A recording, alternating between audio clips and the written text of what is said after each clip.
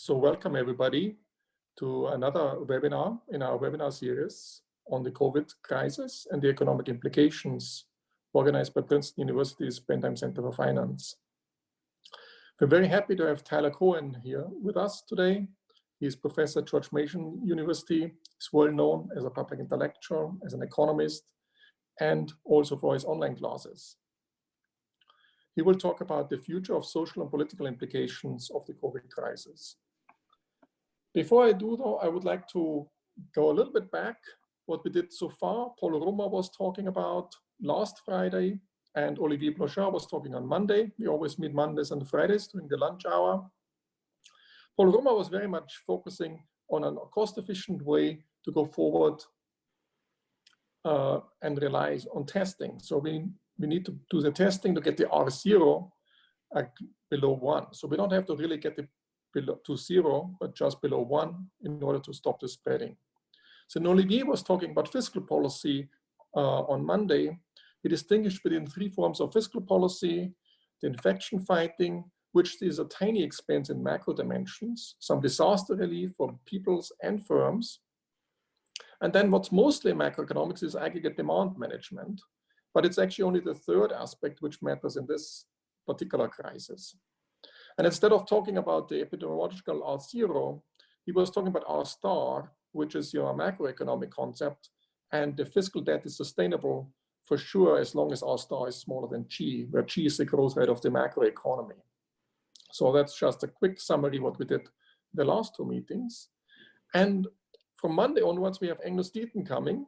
So we are looking forward to his event and have many more speakers coming up. I just want to highlight 2 more speakers or 3 more speakers which we sign up. So it's Harold James, who's a historian. He will talk about the war financing, how war financing affected things. Danny Roderick from Harvard, he will talk about globalization. You have Michael Kramer coming, another Nobel Prize winner, and John Cochran, who is then coming later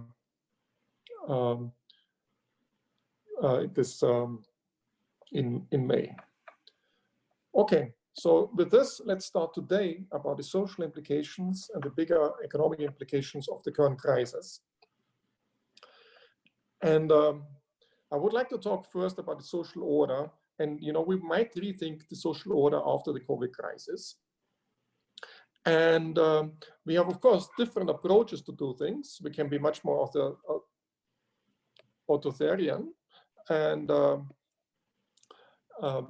that's one way to go, or we can have a much open society, which is very much based on individual behavior. And growing up in Germany, for me, it was always a big puzzle as a teenager why Western Germany, with an open society, was doing economically so much better than the East Germany.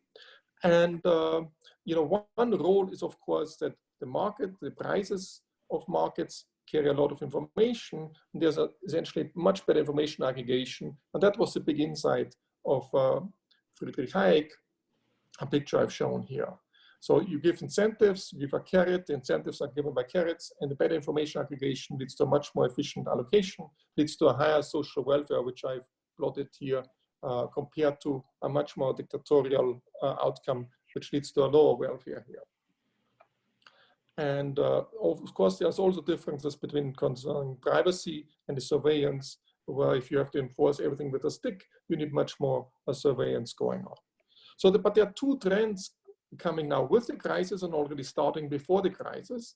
The first trend is that we have new technology, which allows much better information aggregation from this new technology and also much better surveillance. When you might think that shifts actually social welfare function from this black curve to this orange dotted curve. And you might also shift the peak from this level to that level. And you can actually see some differences showing up here. Now that's one trend, and we will see a lot of tracing, social tracing, and other aspects coming up through the crisis that might shift us away from an more open society to a much more authoritarian society. The other element is, of course, with social distancing and with all the health externalities, we go to social distancing, and there are all these externalities involved. If I don't do my social distancing, I cause an externality on others. So we need more government intervention to internalize these externalities. That's in general, this health externality shifts my welfare function down, but also moves the optimal point much closer to this point. And the big question we are facing, essentially, will we stay there or will we actually come back to this? After the COVID crisis is over, will we go back to a more open society? And what I want to try this time, the first time around, it's an experiment, I would like to start with a little poll among the participants. And the first poll is about the social order. And the question is whether governments will restrict individual freedoms forever, that's A, or only temporarily, and then we go back to a relatively free and open society as before. And I would like to know what you think about it, and I hope I can start this poll. The second question is, can the technology itself, which be controlled such that to avoid some surveillance of individual behavior? Can it be done or not? Can we control the whole tech sector to such a degree or not? Okay, so if you can just fill out these questions quickly so we can move on to the first one is government restrict individual freedoms? Will it be permanent or only temporarily? And then we move to the second one. Second question. Can we show the results? Okay, so the majority, big majority thinks we're going back to the initial situation. And actually we cannot control all the surveillance which is coming with the new technologies. And that of course leads to temptation, not only by big governments, but also by big firms. We have to be watching out for that. Now let's move on. The next question I would like to address was whether the COVID crisis leads to more focus on expertise or more populism. And it seems like, at least in the early phase of the crisis, we focus very much on expertise. Virologists are really high in demand. They play the first fiddle. And why is this? Because we have essentially an exponentially moving target. So we need a model. So we have very few data. We can't average over this data. The target is exponentially moving. And then we have to predict where we will be. And so we have to do the social distancing already now, given that in 2 weeks, we will be in a different situation. So it's a little bit like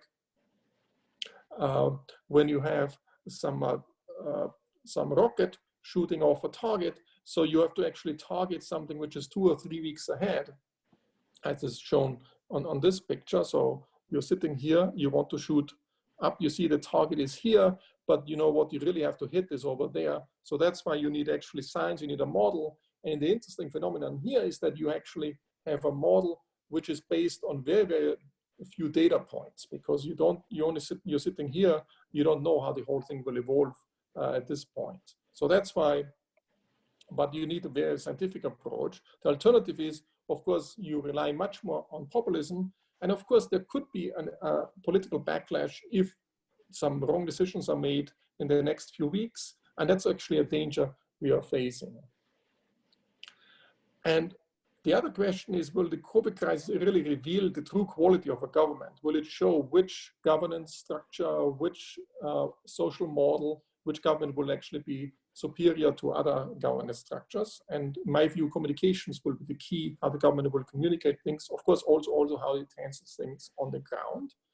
And the other question is, are the voters myopic? So they might be very much in favor of one approach, but then they might change their mood very quickly. So that's a big challenge for policymakers. Finally, let me now stop with a second poll before I have my final slide. So the second poll, if you can bring it up, is how will the evolution of the COVID crisis change the political landscape? And you can actually put now many choices in there. Do you think that trust in political expertise and science will trump populism? So essentially it's all about expertise, which will be in the long run the most important part. And do you think the COVID crisis will make politics less polarized? Or do you think repeated flare-ups will undermine the political leadership and lead to more extremism? And finally, do you think religion will play an increasing role? If you think about the plague in the Middle Ages and all this, religion plays a major role in this. And the second part, I want to ask a second question. The second question is about health insurance, we now know if somebody doesn't have a health insurance, he becomes a spreader and causes externalities on the others. So it's a public good to provide essential health insurance to many more people. Do you think there will be a shift in attitude towards public full coverage of health insurance? And I give you 1 second to vote, then if you can show the results. So 40% actually only think that political expertise will prevail in the long run, and it will make the COVID crisis will make the whole political situation less polarized, and that political flare-ups will undermine the political leadership. That's what 58% think. Religion doesn't play a big role. It's only 70% think there will be any impact on the religion. And will voters recognize externalities from insufficient health insurance? And 63% among this audience think yes, 38% think no. So thanks a lot. That's very informative. Hope you like that being included in the polls. Let me close with this final slide. We're saying, well, what should we do? When should we get out of the first lockdown period we have at the moment? So the benefit of an early exit, you accumulate fewer losses because buffers are running out and we accumulate more and more losses, and it would be more and more costly to drag on the lockdown. And the political pressure is also mounting. So that's one reason why you would like to get out earlier, so an early exit. But what's the danger of getting out earlier? It is that there might be a second flare-up, and that's a big problem. So you might get out here, but then you have a second flare-up later on, and that will shatter confidence and leads to further economic instability, and then investing for firms will be even more problematic, and this might even lead to political instability. So an early exit, while it might immediately be politically very favorable, it might actually down the road, if there's a flare-up, might actually cause huge damages. So that's what we have to take into account as well. So with this, I would like to pass it on to Tyler. And Tyler will carry on from this to talk more about the social and political implications, the big picture we are facing. And Tyler, the floor is yours. Thanks again for doing it. Thank you, Markus. Thank you very much for having me. I'd like to just relate my own thoughts, thinking through what will this pandemic mean for the longer run. And to be clear, much of this is quite speculative. There are a few of these views I hold very firmly. I'll try to indicate when I think they're based on some evidence or maybe a very basic microeconomic mechanism. But a lot of the effects I'm going to talk about, I think they have a common microeconomic mechanism, and that is that slow changes are pushed very much into the future by the necessity of overcoming a fixed cost. So let me explain with a simple example. Take this webinar. I believe there was a slow long-run trend toward webinars before the pandemic was significant. But that said, people were very slow to adjust. They were stuck in their old ways. Most people were not running or listening to webinars. It was a pretty slow trend. Now, face-to-face education is cut off. Public events are cut off. Face-to-face meetings basically cut off. And so all of a sudden, everyone is in a big hurry to do webinars, give webinars, sign up for webinars. And a change that might have taken 10 or 15 years, in essence, is upon us in actually less than a few months.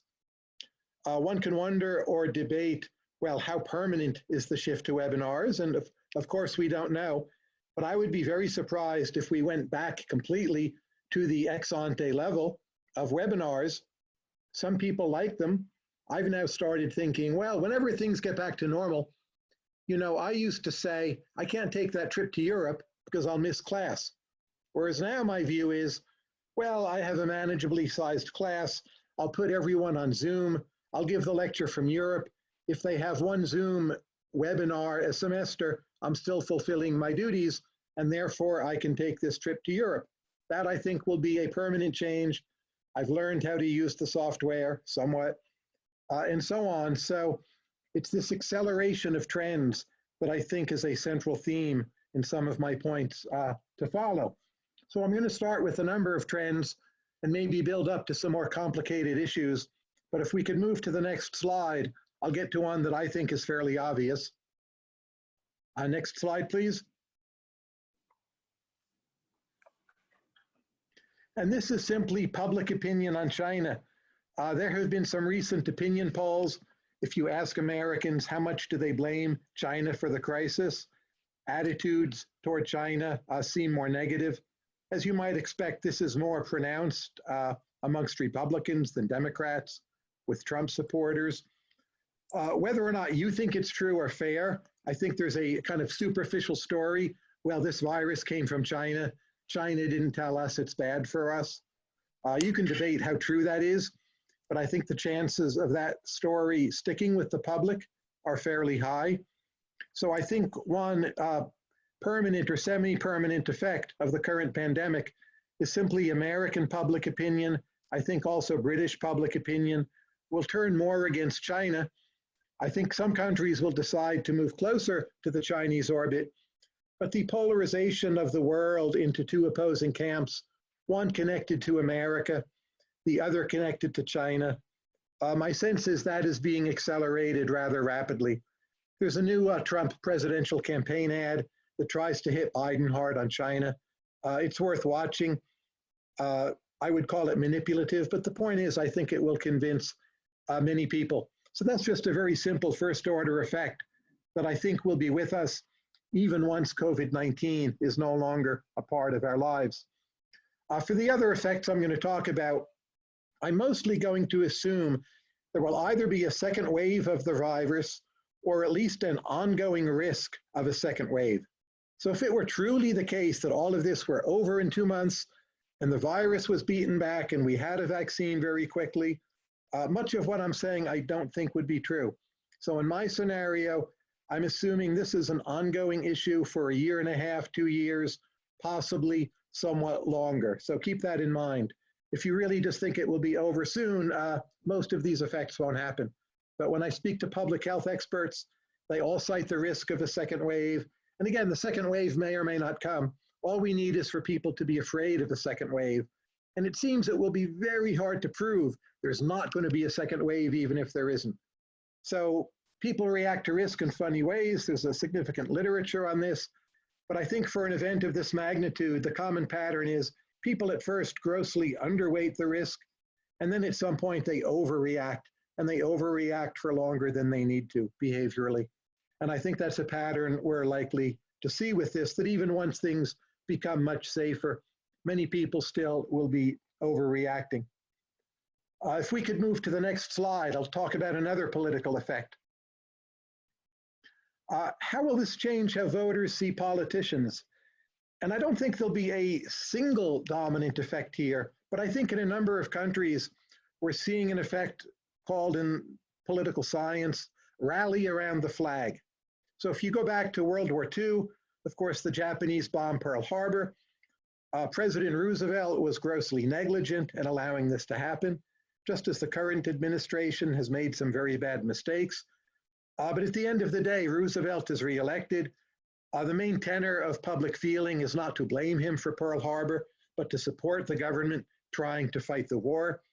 And you see in a number of countries significant rises in the approval ratings for leaders.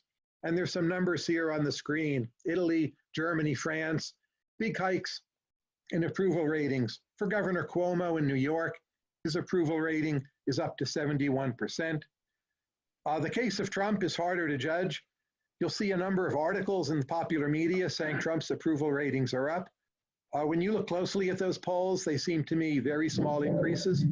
I'm not sure that they should be interpreted as any change at all. So Trump is such a polarizing figure. The people who don't like Trump, I'm not sure anything will sway them. But I think there will be a large number of what you might call normally run countries where incumbents will become more popular. I'm not suggesting that will necessarily happen in Mexico or Brazil or countries that have been extremely negligent. There may be some countries where, as of late, many governments have been unpopular no matter what. Spain might be an example there. So I think we'll probably see a widening of the distribution. But again, in a fair number of so-called normal, democratic, well-to-do countries, I think we are likely to see and have already seen a rally around the flag effect. And this has some precedence in political science literature. Tyler, can I interrupt you? Or? Yes, please. just want to ask a question, because one counterexample might be Spain, where there's a lot of criticisms coming to the government that they haven't handled the situation well, and they're under pressure because of that. And my big question is, how stable is this rallying around the flag? Is it just a temporary thing and might go away with a second flare up, let's say, or a second wave? Or do you think it's a permanent, I don't know what the political science says, that this lasts during the whole war? Can the social fabric and the support also go away as this drags on? We all know that after World War II, of course, Winston Churchill was not reelected. My intuition, and I stress the word intuition, is that as long as okay-run governments are seen as trying hard, and there is a sense that deaths have peaked, that a rally around the flag effect will continue for as long as there is COVID-19 in these countries. That is my intuition. I do not have actual data to cite in favor of that. But just from news reports I'm seeing, that's how I interpret the current flow of information. Spain, as you know, I think they've had 4 governments in the last 4 years. So all Spanish governments are unpopular for reasons I don't have a good understanding of.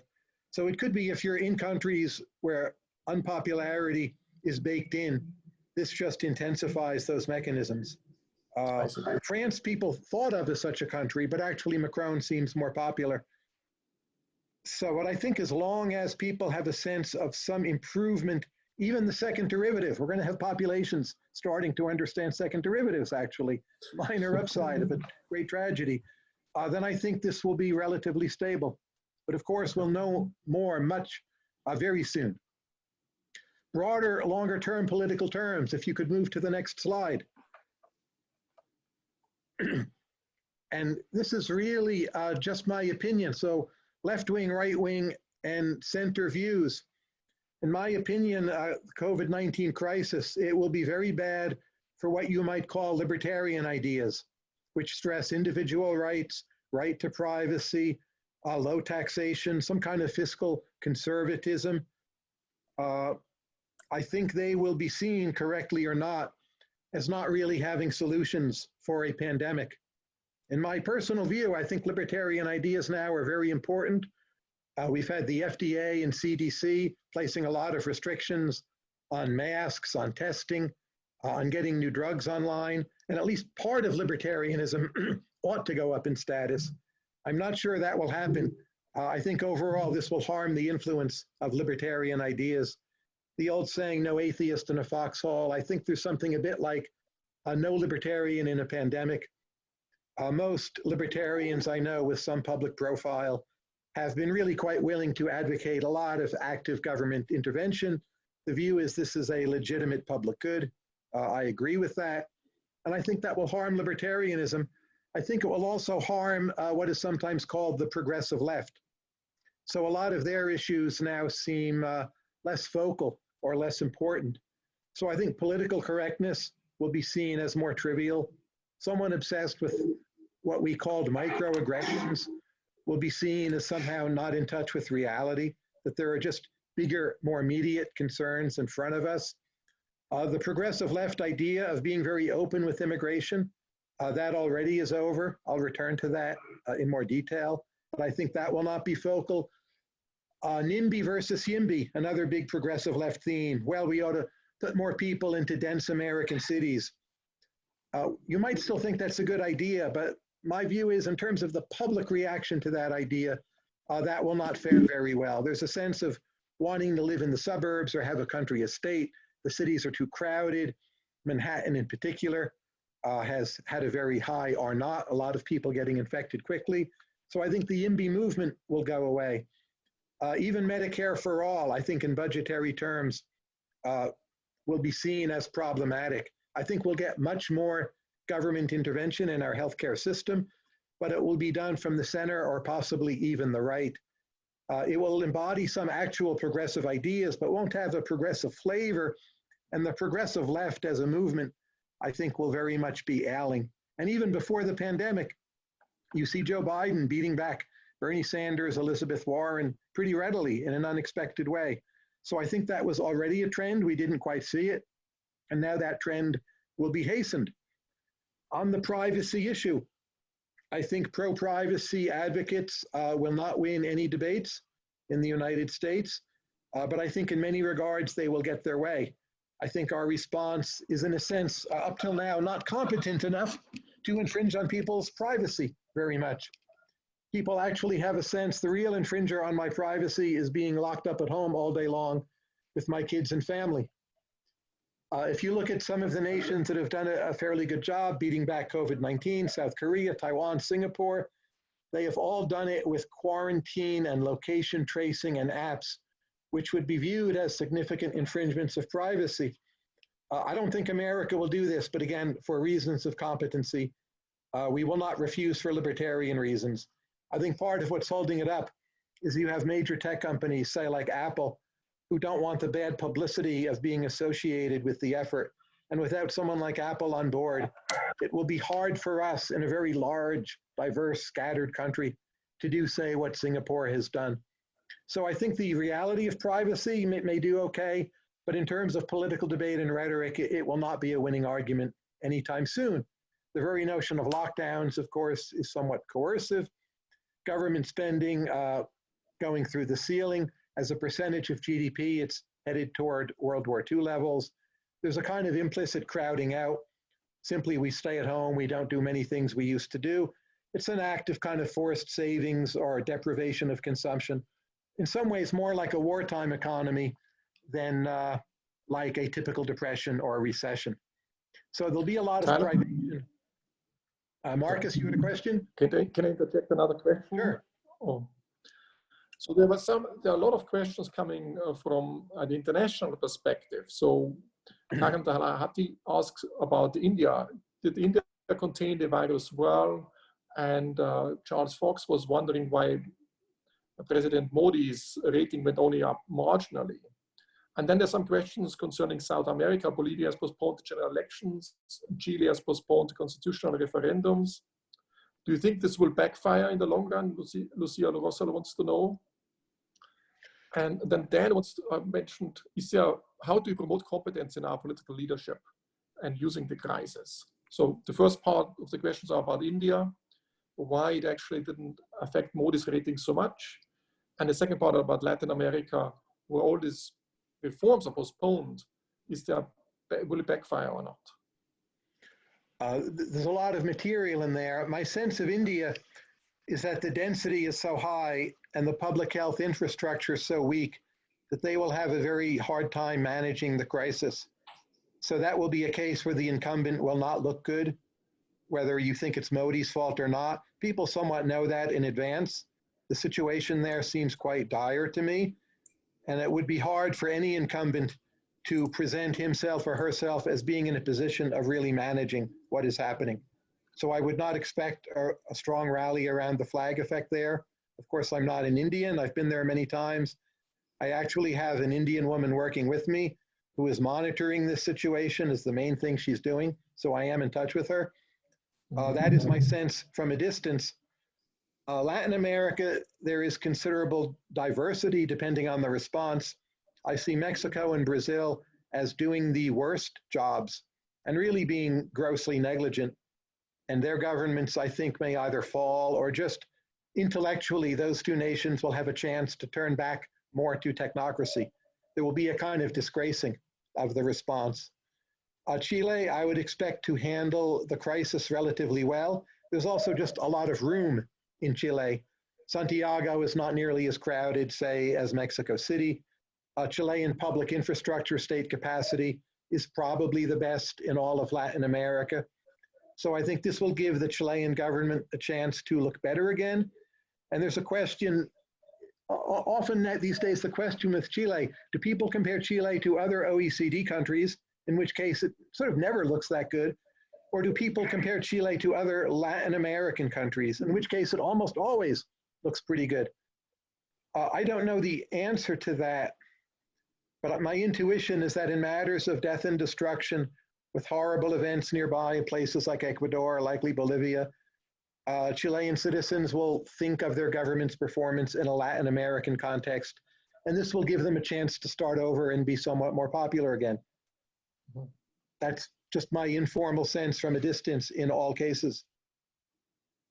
Thanks. So on the slide, the bottom two words, to me, they're important words. I've been using them a lot lately. I call it centrist authoritarianism. I think in countries that have a decent response, which again is not a lot of countries, it may not be India, it's almost certainly not Mexico or Brazil, but countries with some kind of actual response. Germany, Austria, Canada, actually United States. The real intellectual winner is centrist authoritarianism. A lot will be done on a bipartisan basis. Both parties will in fact favor it. For some time, polarization will go down greatly, but it won't make either the libertarians or the left happy. People will just want the problem solved and will sign off on whatever bipartisan elites tell them is necessary. I am personally not entirely thrilled with centrist authoritarianism. I think it's what we'll see. I think a lot of the right will take glee in the intellectual decline of the left. A lot of the left will take glee in the intellectual decline of parts of the right. And we'll get something a bit like America in earlier war situations, which ended up being pretty well managed, but with a lot of bumps along the way. And America stayed America, but along the way we've done some bad things like putting Japanese in internment camps. So that's my political prediction. Again, not really based on data, my sense from following the news. Centrist authoritarianism. Next slide, please. In the business sector, I mean, what's the trend here? Can I just interject again? There are some questions on big versus small government. Fatih asked whether you think that the government will become more effective and smaller because now the bureaucracy can be done all remotely and all the IT revolution might be speeded up. Will it become much more effective and hence smaller? And the second question was by Diego Bez. He wants to know what by the health service do you expect? I mean, you mentioned this a little bit, that the government will be much more involved, or will it just be involved as a regulator involved in regulating private providers of insurance and health firms? Those are two very good questions. Let me address only the United States, but of course you can ask more. I think there will be one area where our government gets much better quickly, and that is the whole biomedical area. Our speed of response, our ability to mobilize a reaction, which right now is very poor, and just our willingness to deregulate for things to be done quickly. I expect 3 or 4 years from now, the United States will be in a much stronger position.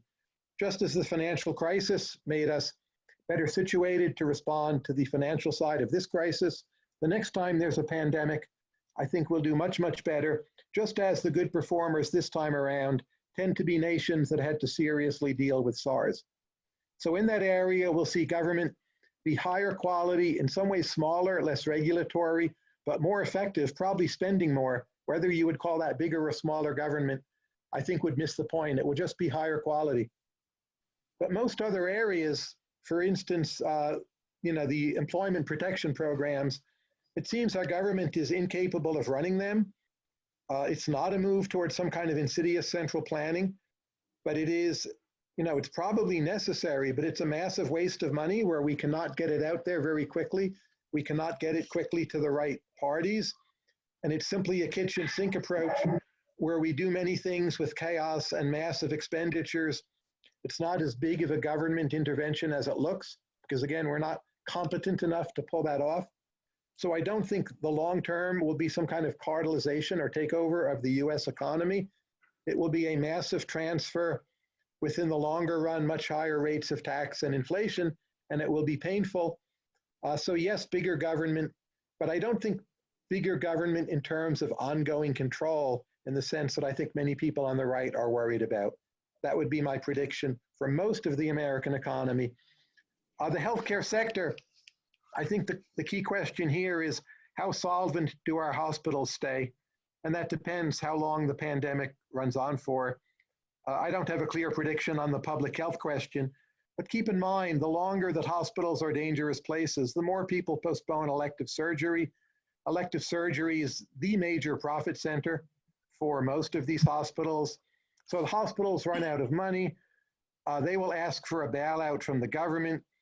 I'm pretty sure some form of that bailout will be forthcoming, but with which kind of strings, There's even an extreme scenario, which would not be my modal prediction, but if you think the hospitals go insolvent, then US governments take them over, and we get a funny version of the British system where we have government owned and run hospitals, but no universal coverage, kind of the flip of what you think you might want.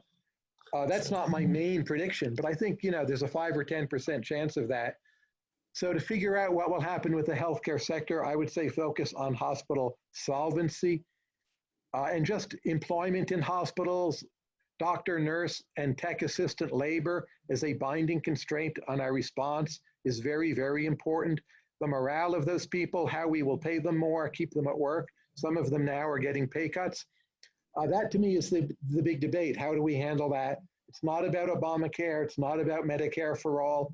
It's more like running a military hospital and things are terrible and all these patches are needed. And working on those patches will fixate our attention for quite a while to come. That will mean more government, but not in the ways anyone had been debating 3 or 4 months ago. That would be my answer there. Okay, thanks. The business world, this one's pretty simple. It's quite clear that firms that are not well capitalized or low liquidity are being wiped out. This to me is one of the highest economic costs of the crisis.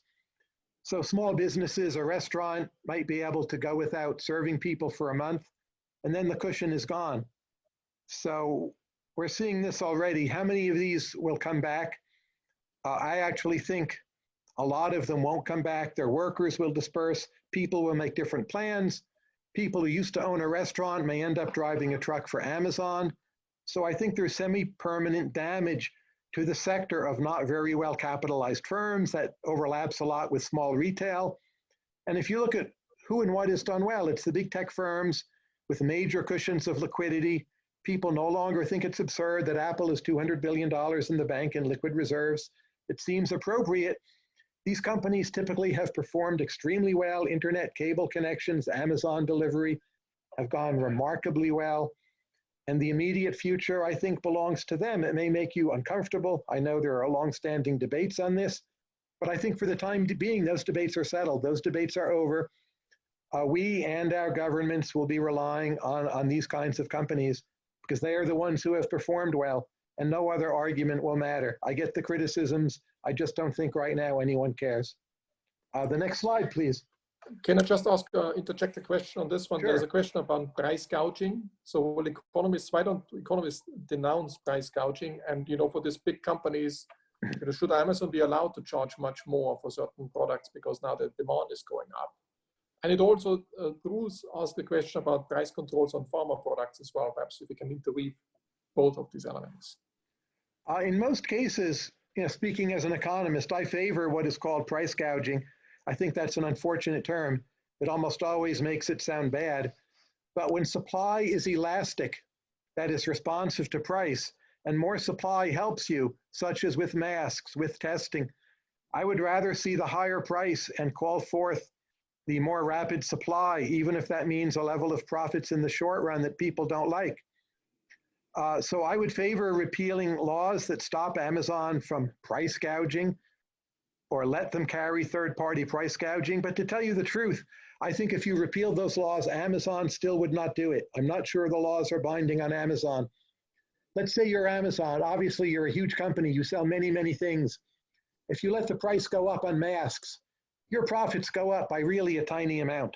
But the public ill will you take on and the future regulatory vulnerabilities are so high, I think you could get rid of all laws on price gouging, and Amazon and other major tech companies don't want to be connected to it because they don't gain that much. It's actually a case where the conglomerate is inefficient. The conglomerate cares too much about its public image. And if you had a company like Amazon somehow, but it only sold masks, of course they would raise the price on masks because that's such a big share of their profit. So one of the biggest costs of having these Amazon-like conglomerates is they won't do the nasty thing when that's efficient because they're afraid of the public and of government retaliation. So that to me is actually the biggest critique of Amazon right now. We're too reliant on conglomerates who are too afraid to piss off the public. And some kind of old-fashioned dirty greed would put us in better stead. Even for Amazon Marketplace, they'll probably also try to avoid price gouging on the marketplace with the Tesla platform. And I don't think that's just because of the government. I think internally it's what they want to do. Okay. Next slide, please. Oh, one of the biggest and to me worst long-run impacts of this is simply a decline in globalization, but especially a decline in immigration. And I think this will last a long time. It's possible it will be like the change in the 1920s where it lasts for 40 years. So if you think, well, COVID-19 spreads to all of the world's countries, how many of them really will be COVID safe, say even 2 years from now? Let's say there's a vaccine in 18 months, right? And that's optimistic. 2 years from now, what percent of India has the vaccine? What about the people who somehow are unwilling to take a vaccine or the vaccine doesn't get to them? Poor rural Mexicans who want to cross the border to look for work, but they may not be vaccinated. You could also have forged certificates for vaccination. We would like those to be secure as passports. How long would it take to get that system in place for the poorer countries of the world? Again, very hard to estimate, but it's not just a year or two. So I think immigration essentially is permanently not just lower, but really much lower. And maybe within a year, there's a system where you can cross a border, but you've got to go through rigorous testing or be in quarantine for 2 weeks. And people just won't do it nearly as much. And there'll be countries who don't want Americans to come there because it's not clear how good a job we are doing. So the kind of ex ante underreaction, ex post underreaction, I think this will be very high when it comes to foreign migrants. People won't want to take in individuals from other countries. And it will be a long time before that is truly perceived as safe. So I think, especially for higher education, the implications are quite dire. So if you look at a school such as Carnegie Mellon, I looked this up online, Carnegie Mellon has 27% foreign students, according to the internet. That strikes me as a plausible range. A lot of schools are over 20%.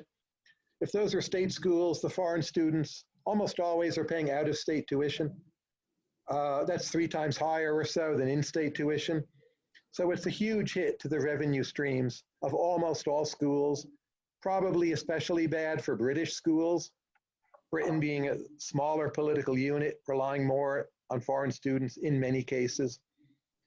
So I don't think people have thought through enough how bad this will be. It will also hurt the quality at American universities. Many of you teach at these universities. I'm sure, Markus, you're quite familiar with how many brilliant foreign students Princeton has had. You look at our recent Nobel laureates, 3 of them. Abhijit is from India, Esther from France. It's not clear their successors can just come to MIT in a simple way. You'll then find schools hurting for revenue. Schools at the top will let in more people they would not have let in before. For some Americans, they'll be more upwardly mobile. But take what the UC system is doing. They're saying you don't need any grades or scores. We'll take you if you're from California. So that will preserve their revenue, but it actually will devastate the Cal State system. So higher ed is in for an immediate, and I do mean immediate, significant revenue crunch. And I'm in touch with some number of administrators at different schools, and most of them don't quite understand how brutal it will be. I think also there'll just be way more in-state tuition paid. So kids from New Jersey, they'll live at home and they'll commute to Rutgers instead of going to U Colorado Boulder, because the parents will say, well, last time the room and board deposit was confiscated. Yes, I want to send my kid to school, but I'm only going to risk that again at in-state rates. So this to me is significant. Foreign students, that flow drying up. And in the longer run, lower immigration is probably going to mean lower levels of trade and foreign investment. So I'm very concerned, very worried on this topic. Can I interject some questions on that? There's some questions concerning that. And in particular, what's about all the people who flee legally or illegally? Do you think that's going down as well? Because there will be, if the poor countries crash terribly, like Javier Tabia thinks, there will be a lot of people fleeing to and trying to enter rich countries. Much more, the pressure will be much higher. And some question from Nur Robili. He wants to know whether you expect more regional integration, like the ASEAN or African Union, you expect any change on that dimension? And then there's some globalization questions concerning China. So some people are concerned that, you know, if we lock out the Chinese students from coming to the US and we lock out global trade, then China might become much more nationalistic, and this might be a concern down the road as well. Do you share these concerns with some of the questioners? I share the concern of China becoming more nationalistic. The person asked if we lock them out. It's not conditional. We have locked them out, right? As it currently stands. So this has happened. I don't think it will be reversed quickly. You will lose a cohort of Chinese students. You know, say 7 years from now, if we try to turn back the clock, you've lost your cohort. Chinese students have adjusted to going to the best schools in Beijing, Shanghai. I think this is semi-permanent. I think many, many more people will try to cross borders, if only to escape the economic devastation of shutdowns. But I think border crossings will be much stricter. This is another example of a trend already in place, but pretty slow. But if Mexico has a truly bad pandemic experience, the notion that most Americans will simply support Trump's plan, I don't think we'll literally build a physical wall. It's not cost effective, but some kind of electronic wall, with part of it being a wall, a physical wall. I think that will be very popular, even if that's a bad idea. And I think flows of refugees, migrants, virtually all groups will fall radically. In terms of regional agreements, I think the European Union probably will be divided into two parts. There'll be a core group of countries that trust each other on migrants. Maybe they won't be zero risk. But if you think, well, Netherlands and Belgium, will they take each other's citizens? I very much expect that. How large that group of countries extends, I'm not sure. Greece so far is actually a pretty good performer with lockdown, but it probably won't cover the whole EU. And there'll be kind of pariah EU nations where there's no Schengen whatsoever, nothing like that. And then a bunch where the current arrangement, but with border checks, maybe temperature checks, certificate checks, or just a regular reality. Border crossings will be slower, but you'll still be able to go from Belgium to the Netherlands. But most parts of the world, I don't think there's enough trust in governance for those regional arrangements to hold up. If you think of Southeast Asia, I don't see that happening. I think it will just be nation by nation. And to me, this is really a significant long-run cost, a cultural cost. It could make foreign policies worse, nationalism worse. So I'm very worried here. So you expect more nationalism. Martin Sweeney is actually asking, would you expect Brexit again with the COVID crisis? And, you know, what would it look for the UK if there is no deal or a suboptimal Brexit deal? They're still negotiating with the European Union. What's your take on this? Do you think people in the UK now feel it's better to be outside of the European Union, or do you think they have some regret on this dimension? Overall, your theme is that everybody moves back to national. Oh, sorry. In some ways, that will heal the country to have Brexit behind them. But I think if need be, it would be a hard Brexit. And when there's so much privation anyway, just politically, if you need to do a hard Brexit, that's the time you can get away with it. So I think Brexit will simply happen regardless of the terms. It will be ugly with or without a good agreement, and no one in a sense will really notice that much. So I don't think it will really change Brexit. Just a follow-up question, is there a danger that certain political leaders exploit the current circumstances for their own political agenda? Because you can hide a lot of bad things. Oh, of course, you see this in Hungary, which seems to have gone full scale, if not quite totalitarian, but just zero democracy, complete autocratic rule. Possibly other parts of Eastern Europe would be at risk. Other parts of the world, there's many countries I don't know much about, but there's a lot of evidence in history and public choice economics. There's a very good book by Robert Higgs that shows when emergency powers arrive, there are many long-term losses of liberty, even in American history, and there's very good evidence for that. I'm not saying it will happen in every case, but that's an established historical regularity, and I'm very worried about that. I can't say I have a view about each and every or even any, say, African nation, but that general trend seems like it should be a major worry of ours. Thanks. From what I see from opinion polls and anecdotal evidence, the country most likely to now want to leave the European Union is Italy, which seems to have turned against the EU. I don't know if that's permanent. It could be a kind of temporary crankiness, but it could be permanent. If you think they need to default and start printing lira, then they end up outside of the EU. They've had, no per capita income growth for 18 years. Lombardy has been crippled. That's 22% of their GDP. And just how they'll manage it all, I don't know, very hard for me to see any feasible path forward, including the leaving path. It seems like one of these all options are impossible situations. I don't really have a prediction, but it seems very negative to me. Somebody's asking, do you have anything positive to say? Some positive perspective besides, say, technological breakthroughs like remote learning, remote medical treatment? Well, positive relative to what? I know many people who are more pessimistic than I am. I certainly think the world will get through this, and 20 years from now, it will be a much better world than the world we have now, probably. Maybe that's not positive enough for people. I think there's some chance of a game-changing medical breakthrough pretty soon. I feel I have no competency to judge the probability of that. Public health experts I speak to, that's not their main prediction, but none of them say it's impossible. So there could be a kind of cure or fix before a vaccine. That would be wonderful. That would choke off a lot of these trends.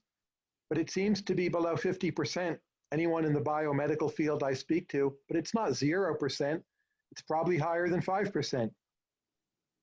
So my view of what to track is the news on antivirals, antibody, and plasma treatments working before a vaccine is a critically important issue. I would like to see our governments spend and accelerate everything we're doing on those fronts to fend off these dangerous consequences. We're performing okay on those issues, but I would make it a complete national, international priority in a way I don't quite see happening yet. That's my optimistic scenario, is that we come up with something pre-vaccine, or we get very, very lucky with the vaccine. And there are countries more risk-loving than the US that are just willing to try it. Maybe it's even a stupid move ex ante, but it works. And then we can copy them, more quickly than we thought. You have a kind of automatic trial from somebody's foolishness or recklessness. That's like a positive scenario. It could easily happen. And the leadership will be taken by the US or by the WHO or by some private companies like the Gates Foundation or some foundations? WHO, as you all probably know, has performed very poorly. China has a chance of being in the lead because they have an earlier start. The US combined with the private sector is the most likely scenario.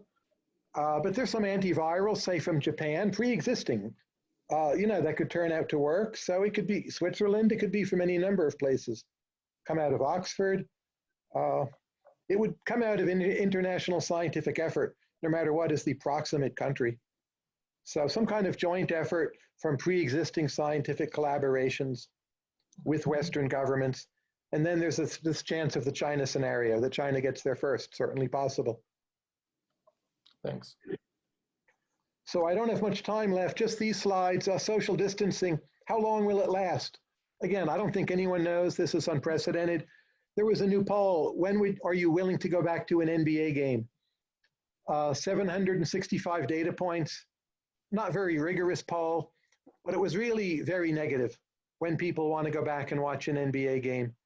Even after a vaccine, of course, a lot of people in the US refuse vaccines, refuse them for their kids. Is everyone at the game been vaccinated? You go to games in groups, you go to movies in groups. It's not just you, your buddies you go to the game with, they ought to be going with you unless the whole group goes, maybe you don't go. So I think social distancing norms, the new ones, they're not like quite permanent, but they're not just for a year. I think they will decay pretty slowly. And this will harm very badly a lot of face-to-face services, including higher education. A big question, I think, is what kind of liability waiver is passed. This will vary across countries. My personal inclination is to think we should be reckless and have a fairly blanket liability waiver for almost everywhere and not let people sue for, oh, I went to Princeton, my kid died of COVID-19, I want to sue Princeton. I want to say tough. We're just going to, cut off those lawsuits at some point. I'm not sure that will happen. Next slide, please.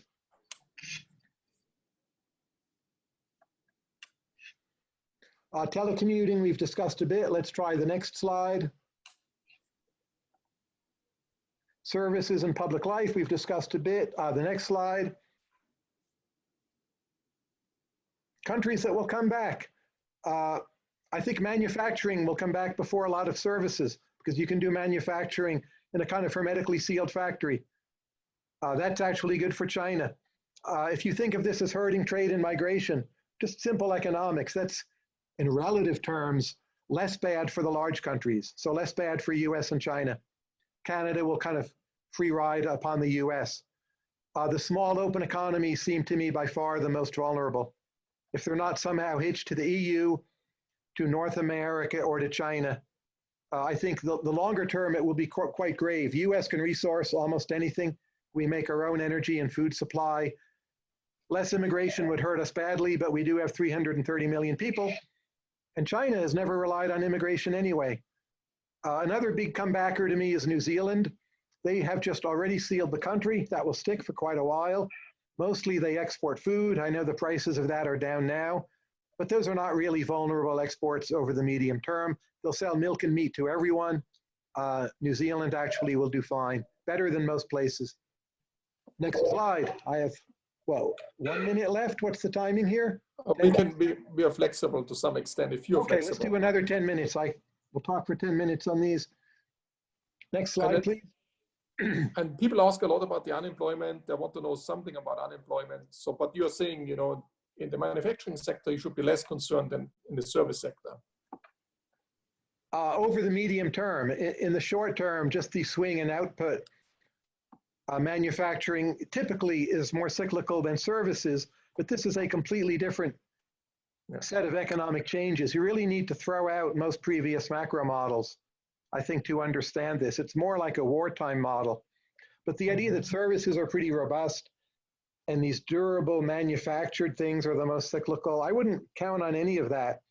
The other general point I would make, inflation rates, real wages, GDP growth, those numbers mean much, much less than they used to. First, they're now changing more rapidly than we collect the numbers. But also, all of our price deflators assume that the consumption basket is changing over time only slowly. And that is so much the opposite of our lives, right? My consumption basket has changed more than it ever has in my life over a period of 2 weeks.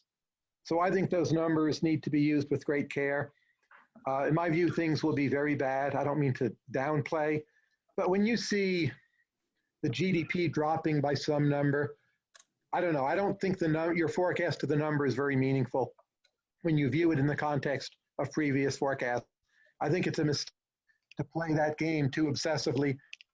Maybe the real forecast that matters is just nominal tax revenue. That's what I have my eye on. And the 3-day moving average of deaths, I think looking at those is a better medium-term predictor than looking at a lot of traditional macro numbers, because the inflation rate's undefined. Right now, for me, so many prices are infinity. I won't leave the house. How do you put that in the model? I don't know. I don't think it's correct that inflation literally is infinity, but I'm just not going to go to CVS. I can't go to the movies. So don't be too fooled, you know, by what you used to or what you thought you used to. Now, the US, I think there's some significant implications here. As you see from the map, as you all know, the United States has 50 different states. And we have this thing called federalism. Now, put aside Alaska, Hawaii, Manhattan. They've always been very different from the rest of the country. But take your normal states. Federalism used to mean on most major issues, states were kind of the same and they had some variance, right? And that more or less worked fine. Red and blue states had their hatreds and all that, but it kind of worked.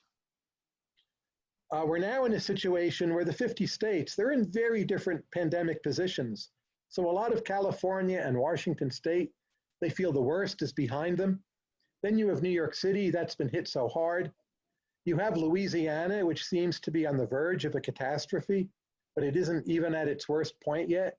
Then you have a state like Virginia, where it seems to me our data are poor. We're not even sure if we're going to get hit really badly or somehow skate through. So in terms of the reopening and lockdown decisions, that's up to the governors. States are all going to do different things. depending on their situations.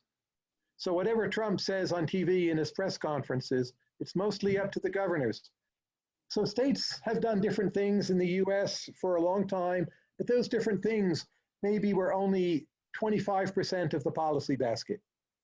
Now we're in a world, there's no change in the Constitution, but the area where states do different things on is now, in terms of what people care about, 90% of the policy basket. So it's like we've pressed a time capsule button and we're back in the world of the Articles of Confederation. States will do different things. That's itself not new. That it's 90% of all policy that people care about, that is new. As states are different, they might also erect further barriers to cross-state migration. Rhode Island already was trying to keep people from New York out. You had police cars stopping people with New York State license plates. This to me is inconceivable. Even when the pandemic started, that was just one of the biggest shocks to me. So I think in the short run, America will become much more federalistic, not in a useful way. In general, I'm a fan of federalism. This will be a federalism where states do different things. We'll never have the kind of coordinated Taiwanese, South Korean, Singaporean response. We won't have national test and trace. We won't have a coordinated national lockdown. We'll have a non-coordinated resumption in a non-efficient way. This to me is a significant problem. It's probably nothing to do about it. You could try to have the feds make aid to the states conditional on coordination. There's a chance that works. I would bet against it. I think if need be, some governors would just take the money, and reopen anyway, just defy the feds and say, send in the troops. I don't think that's a permanent change. I think 3 years from now, American federalism will go back to being what it was. But for the next 2-3 years, we are living under de facto a very different constitution. And people have not grasped that yet. If I give a different perspective, of course, the states will be financially very constrained, and the only really big government which can issue debt and channel funds to the states is the federal government. Wouldn't it give it more leeway to the federal government just to lean against your trend? If you really think the Fed can make aid to the states contingent on a truly coordinated policy, that scenario is correct. My scenario is more like the states can't borrow, right? That makes them all the more desperate to reopen now. There's some kind of non-linearity where the economies just collapse due to no mortgage payments, no rent payments. So a lot of states will reopen prematurely. And the scenario where the Trump people and the two parties in Congress are sufficiently well coordinated and have enough foresight to stop that from happening before, say, May 15th, I would bet against. But it's possible you're correct, and then we would get coordination. But my view, just on what I witnessed in Washington, I'd bet against that. I think Trump wants to reopen too quickly. It's a bad instinct he has, so he's going to let these governors do it. Okay. But again, what your scenario is certainly possible. So US will change radically, not permanently, but boy, federalism, we're going to be living under it right now, whether we like it or not. Hope you picked a good state, but you're also going to suffer from the blunders of other states near you. The last slide is on European Union. Rising or falling. So far, the European Union response has been extremely weak from what I see, but I think it would be hasty to leap to conclusions. It seems to me what the European Union is good at is having really weak initial responses and somehow limping through things. That's not the American model of being good at things. The American model is to be horrible and vulnerable at first, just ugly and unaesthetic and pathetic and incompetent. But at some point, like World War II, you win the Battle of Midway and you turn the tide, and people think you were great all along. The European pattern is you never have this highly visible public surge, but you end up being more robust, more resilient than you had looked. But it never stops feeling ugly. So it's feeling to me very ugly right now, but I think it would be premature to leap to a conclusion that the European Union will somehow split apart. It does seem to me it will become much weaker, and it will have its own version of a more extreme federalism and borders going up. Maybe a country or two would leave we hadn't expected. I don't know. I would just say with the European Union, the initial response is not really good for developing your ultimate forecast. But obviously, this is not a positive development for any country in the Union or the Union itself. So it will come under very serious strain. It seems to me this will be much worse than, say, 2011 and the Eurozone crisis. It will be that crisis maybe at 2.5x, plus a public health crisis and a worse Italian debt crisis and a Hungary political crisis and Brexit going on at the same time and all of their friends and allies in worse shape. But don't you think that it's easier because the moral hazard considerations are much smaller? That's a common shock from outside. Nobody can blame the other country for not behaving well and aspects like this. So it might help to come together and do more in the long run compared to the previous crisis. The other question I have, do you think it is an advantage or a disadvantage that Europe went through the crisis and experienced, the whole Euro crisis and has dealt with it? Of course, has weakened the European Union, but it might also have gained some experience how to fight the crisis in general. I think it's a big benefit. People feel you can go through hell and you're still going to stick together. And that memory is there. It seems to me a lot of European nations have done a much better job keeping small business and employment up and running. And that will greatly ease their adjustment. Eurobonds still are not happening. I mean, my goodness, for so many years, people were pushing this, saying we only need to persuade a few more people, but even now they won't be done. So I think some of the southern countries who were holding on thinking, well, eventually we'll mutualize things, we'll be in this for the long run. I don't think they want to leave the EU necessarily, but I think they'll defect more at the margins. And I think we'll see a lot of pretty good national responses in what are already pretty well-governed countries with citizens who respect their governments for being credible in a way Americans don't always. And we might just see enough good national responses that, everyone limps through it. I guess that's my modal prediction, is we see enough good national responses, it's okay. And we already see evidence for that, especially in Germany, Austria, Switzerland. So I suppose that's what I expect. Spain is one of the ones doing the worst. Italy, problematic. Okay. That's the end of my presentation. And if more, you're going to ask people these questions, whatever, but please go on to the next part. Thank you all for listening. I appreciate it. I very much would like to thank you for doing it. It's a fantastic tour de force across all the different areas, and very much appreciate it.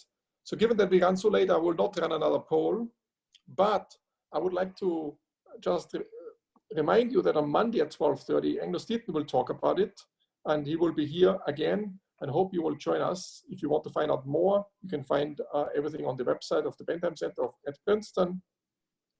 There's a huge lineup coming up every Monday and every Friday, and I hope we have all these great speakers like Tyler did today, and I hope to see you again on Monday, same time, 12:30. Thanks a lot. Thank you all. Bye. Thank you, Markus. Thanks, Tyler.